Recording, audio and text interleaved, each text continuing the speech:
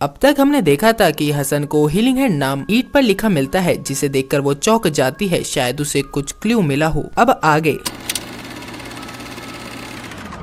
इधर हसन अपने ऑफिसर को लॉन्ग हार्वेस्ट लेन में ईंट पर बने लाश के हाथ वाले निशान और हीलिंग हैंड नाम को दिखाती है। ऑफिसर रिसर्च टीम को ईंटों को चेक करने के लिए कहता है, जिधर इस टीम की मेंबर मैगी हसन को बताती है ये हीलिंग हेड एक पुलिस ऑफिसर था, डिटेक्टिव इंस्पेक्टर हीलिंग हेड। हसन को पता चलता है कि अगर ये हीलिंग हेड व्हाइट चैपल पुलिस स्टेशन में सर्विस कर चुके हैं और ये स्टेशन अभी भी है, तो वहाँ की फाइलों में इसके बारे में बहुत कुछ पता चल जाएगा। और हसन तुरंत रिकॉर्ड रूम में जाती है। वहाँ एक बूढ़े व्यक्ति जो कि इस रिकॉर्ड रूम का इंचार्ज है उससे पूछती है, मुझे 1890 की केस फाइल चाहिए। जिधर फाइल मिलने पर हसन चौंक जाती है, क्योंकि उस फाइल में अखबार की कुछ कटिंग्स थी, जिसमें वही लाश की फोटो थी, हाथ पर वही निशान, माथे पर वही चोट का निशान, लाश पर कोई कपड़ा नहीं, वही जगह लॉन्ग हार्वेस्ट लेन। हसन कहती है, ऐसा कैसे हो सकता है, ये लाश तो 2023 में अभी इस लॉन्ग हार्वेस्ट लेन में मिली है। वो बूढ़ा भी इन तस्वीरों को देखता है तो उसे कुछ याद आता है और वो हसन को 1941 की चार्ली की फाइल दिखाता है। उस पर भी लाश की सेम फोटो होती है। वो बताता है कि ये इंस्पेक्टर चार्ली है और ये केस इनका आखिरी केस था। कि सीन चेंज होता है 1941 में। चार्ली को उसके पुलिस स्टेशन में दिखाया जाता है। वहाँ फोन ऑपरेटर उसे बताती है कि कार की डिग्गी में मिले बिना कपड़ों की लाश को डिग्गी में किसी और ने रखा था और वो गाड़ी वही शख्स चला रहा था। इंस्पेक्टर फेरल तो उसका पीछा कर रहे थे। उस गाड़ी के पीछे उनकी कार खड़ी थी और सीनियर ऑफिसर के कैबिन में इसी बात पर मीटिंग चल रही है। एक बार फिर सीनियर ऑफिसर उस छोटी बच्ची से बात करना चाहते हैं, एक ट्रांसलेटर के साथ मिलकर, क्योंकि सीनियर इंस्पेक्टर को एक गवाह मिली है जो बता रही है जिस समय उस बलात्कारी के घर गोली चली उस समय उसने उस घर में 2 लोगों की आवाज सुनी थी। इसका तो यही मतलब है कि बलात्कारी ने खुद को गोली नहीं मारी है, उसे डिग्गी में मिली लाश का कातिल बनाया गया है। ये सुन चार्ली अपने घर की तरफ जाता है जहाँ उसने उस बच्ची को छुपाया है। चार्ली उसे बताता है, हम पर नजर रखी जा रही है। वो खिड़की से नीचे देखता है, उसे एक आदमी उन पर निगरानी करता दिखाई देता है। ये शख्स उस अनजान लेडी का भेजा हुआ कोई शख्स था। चार्ली बच्ची से कहता है, बचना तो नामुमकिन है, पर मेरे पास इनवोनस तक की एक टिकट है। ये स्कॉटलैंड का एक शहर है, बहुत से बचाए गए बच्चे वहीं पर हैं। मैं तुम्हें वहाँ जाने वाली ट्रेन में बिठा दूंगा, तुम वहाँ सुरक्षित रहोगी। जिधर बच्ची चार्ली से पूछती है, तुम वहाँ आओगे क्या? चार्ली कहता है, पता नहीं, पर तुम्हारा जाना जरूरी है। अंधेरे में जब बम गिरने शुरू होंगे तब हम निकलेंगे। इधर 2053 में प्रोफेसर गैब्रियल अपने लेक्चर में किसी एक पार्टिकल का भूतकाल और भविष्य काल में जाने के बारे में बता रहा होता है। जिधर नेपलवुड वहीं उसकी क्लास में बैठी होती है और उससे टाइम ट्रेवल के बारे में पूछती है। वो कहता है, ये इस दुनिया में नामुमकिन है। जिधर क्लास खत्म होने के बाद गैब्रियल नेपल से कहता है कि मैंने कोई टाइम मशीन नहीं बनाई है और ना ही मैं किसी टेररिस्ट ग्रुप से मिला हूँ, बस मैं तो उसकी तरह मरना नहीं चाहता। गैब्रियल नेपल को अपने साथ रहने के लिए मना लेता है ताकि समय आने पर नेपल उसकी रक्षा कर सके और नेपल गैब्रियल की रक्षा के लिए उसे अपने घर पर रखती है। इधर 2023 में हसन अपनी रिसर्च टीम की मेंबर मैगी से हीलिंग हेड की फाइल में मिले उस फिंगरप्रिंट के बारे में पता लगाने के लिए कहती है, जिस फिंगरप्रिंट को 1890 में हीलिंग हेड ने लॉन्ग हार्वेस्ट लेन में लाइट के स्विच बोर्ड में लिखा था। आगे हसन 1890 और 1941 की फाइलों से मिली तस्वीरों को अपने ऑफिसर बार्बर को दिखाती है और उसे समझाती है कि ये सभी लाशें एक ही आदमी की हैं, जो कि अलग अलग समय काल में हैं। जिधर ऑफिसर बार्बर को भी इस बात में कुछ यकीन होने लगता है। हसन बार्बर को 1890 के हीलिंग हेड और 1941 के चार्ली की उसी पुलिस बार में लगी फोटो दिखाती है। इधर 1890 में हीलिंग हेड और पत्रकार को वो छड़ी वाला अमीर हाकर, जो पत्रकार द्वारा लॉन्ग हार्वेस्ट लेन में खींची एक तस्वीर में कैद हो गया था, उन दोनों को ही यकीन था कि इसी ने हत्या की है और वो उसे साबित करने के लिए हाकर के खिलाफ सबूत इकट्ठा करने में लगे होते हैं। हीलिंग हेड को अपने घर इनवाइट करके बेहोश करने के बाद हीलिंग हेड के चश्मे पर हाकर की एक उंगली का निशान मिल जाता है। इधर 2053 में नेपलवुड गैब्रियल को अपने घर ले आती है और 1941 में चार्ली बमबारी होते ही लड़की को ट्रेन स्टेशन के लिए निकलता है। सभी तरफ लोग बचने के लिए इधर उधर भाग रहे होते हैं। पूरे लंदन में बमबारी हो रही होती है। दोनों ट्रेन स्टेशन के अंदर घुसने लगते हैं, पर अंदर की भीड़ की वजह से गार्ड गेट बंद कर देता है। कि समय रहते चार्ली बच्ची को लेकर स्टेशन के अंदर घुस जाता है और पीछे से आ रही एक बूढ़ी महिला को बच्ची के कहने पर गेट को रोककर अंदर ले आता है। स्टेशन पर सभी लोग ट्रेन के इंतजार में बैठे होते हैं और इधर 2023 में हसन ऑफिसर बाबर को बताती है कि 1890 में हीलिंग हेड के समय में कोई जूलियन हॉकर हत्यारा था। ये सुनते ही बाबर का दिमाग घूमता है। वो हसन से पूछता है कि इलाइस ने जिस वकील को अपने केस से निकाल दिया, वो वकील किस फर्म के लिए काम करता है। हसन कंप्यूटर में चेक करने लगती है। यह वकील हाकर लीगल फर्म के लिए ही काम करता है। इस फर्म को 1894 में जूलियन हॉकर ने ही शुरू किया था। ये वही व्यक्ति है जो कि हीलिंग हेड के लिए इस कत्ल का कातिल था। यहाँ हसन और बाबर को ये भी पता चलता है जो एक्स पुलिसमैन इलाइस का पिता बना हुआ है, उसने भी पुलिस की नौकरी के बाद हाकर के घर पर गार्ड का काम किया था। और बार बार हाकर लीगल फर्म के बारे में सब कुछ पता लगाने के लिए हसन से कहता है। इधर 1941 में चार्ली और वो छोटी बच्ची ट्रेन के इंतजार में बैठे होते हैं। वही बूढ़ी लेडी जिसे बच्ची के कहने पर चार्ली ने स्टेशन में ले लिया था, वो चार्ली से बच्ची को कंबल देने के लिए पूछती है। चार्ली के हाँ कहने पर वो उनके पास आकर बैठ जाती है। फिर एक चॉकलेट निकाल कर उससे पूछती है कि वो क्या इसे दे सकती है। चार्ली हाँ में जवाब देता है। बच्ची चॉकलेट खाने लगती है और चार्ली कुछ काम से इनसे थोड़ा दूर खड़ा था। लड़की बूढ़ी लेडी का लॉकेट देखकर उसमें लगी फोटो के बारे में पूछती है कि ये कौन है। ये फैमिली फोटो हीलिंग हेड, उसकी पत्नी और उसकी बेटी की थी। और बूढ़ी लेडी कहती है कि ये मेरा परिवार है। छोटी बच्ची बूढ़ी लेडी का नाम पूछती है, वो बताती है पोली। दूसरी तरफ चार्ली पटरियों से थोड़ा आगे चलता है। अंधेरे में तभी पीछे से एक आदमी उस पर चाकू से हमला करता है। चाकू चार्ली के लग भी जाता है पर चार्ली उसे मार देता है। उसका आई कार्ड देखने पर पता चलता है कि एक पुलिस वाला था। इधर 2023 में हसन हाकर के पुराने छोड़ दिए घर में चुपचाप घुसती है। ये वही घर है जिसमें हीलिंग हेड को बेहोश कर रखा था। यहाँ हसन को एक ग्रामोफोन भी मिलता है जिसे स्टार्ट करते ही आवाज आती है, नेपलवुड तुम्हें तुम्हारी मंजिल तक लेके जाएगी, ये नाम याद रखना। कि तभी किसी के आने की आवाज आती है। हसन ग्रामोफोन बंद कर वही छपे जाती है और उस आदमी को देखती है जो आया था, पर वो सीधे हसन से ही बातें करने लगता है। मुझे पता था तुम यहाँ जरूर आओगी। ये आदमी और कोई नहीं बल्कि इलाइस का पिता होता है। हसन उससे पूछती है इन सब के बारे में, तुम और तुम्हारी पत्नी एलन हो। वो कहता है और भी नामी लोग हैं और बताता है कि मैं और एलन इलाइस को यहाँ लाए थे जब वो 13 साल का था। जितने भी नामी लोग थे वो इलाइस से मिलना चाहते थे और उसे बताना चाहते थे ये जगह एक दिन उसकी होगी, पर वो यहाँ कर डर गया। हम लोग उसे डराते ही रहते हैं। हसन उसे पूछती है ये नामी लोग कौन है और ये सब क्या चल रहा है। इलाइस का पिता एंड्रू कहता है तुम तभी यकीन कर पाओगी जब खुद देख लोगी, जो होना है वो होना ही है। यहाँ से सीन शिफ्ट होता है 2053 में। यहाँ नेपल और गैब्रियल नेपल के घर पर बैठे वाइन पी रहे होते हैं कि गैब्रियल नेपल से उसकी स्पाइन के बारे में पूछता है, ये तुम्हें कब लगी। नेपल उसे बताती है जब मैंने कायल ग्रुप में आकर उनके साथ काम करना चाहा। जिधर गैब्रियल फिर पूछता है क्या इन लोगों को हर उस अपाइज की इसी तरह की मदद नहीं करनी चाहिए जिसे इसकी जरूरत हो, चाहे वो उनके साथ हो या ना हो, इंसानियत के तौर पर। नेपल कहती है कायल ग्रुप में सभी के लिए दरवाजे खुले हैं पर कुछ लोग आना ही नहीं चाहते। आगे नेपल गैब्रियल को बताती है धमाकों से पहले की दुनिया से ये दुनिया काफी सही है। उस समय के बड़े नेता लीडर अपने ही फायदा देखते थे। और गैब्रियल नेपल से कहता है कि मैं काफी खुश हूँ कि मैं तुमसे मिला। सीन कट होता है। इधर 1941 में चार्ली अपने घाव की परवाह न करते हुए दोबारा ट्रेन स्टेशन पर जाता है। माइक से अनाउंसमेंट हो रही थी कि बाहर सब ठीक ठाक है और इसलिए जो लोग बमबारी के डर से स्टेशन में आए थे वो बाहर जा रहे होते हैं। उन्हीं में वो बूढ़ी लेडी भी जा रही होती है। चार्ली उससे बच्ची के बारे में पूछता है। वो कहती है बच्ची ने कहा है वो तुम्हारे बिना कहीं नहीं जाएगी। चार्ली बच्ची की तरफ जाता है और पीछे से बूढ़ी लेडी कहती है तुम बहुत खास हो सार्जेंट चार्ली। चार्ली चौंक कर उसकी तरफ देखता है। बूढ़ी लेडी भीड़ के साथ बाहर निकलते हुए फिर बोलती है तुम बहुत खास हो चार्ली। ये शब्द सुन वो बच्ची की तरफ दौड़ता है। बच्ची के मुंह से झाग निकल रहा था और वो मर चुकी थी। चार्ली काफी दुख भरी आवाज में चीखता है। यहाँ से फिर 2053 में नेपल को उसके घर में दिखाया जाता है और गैब्रियल बाथरूम गया था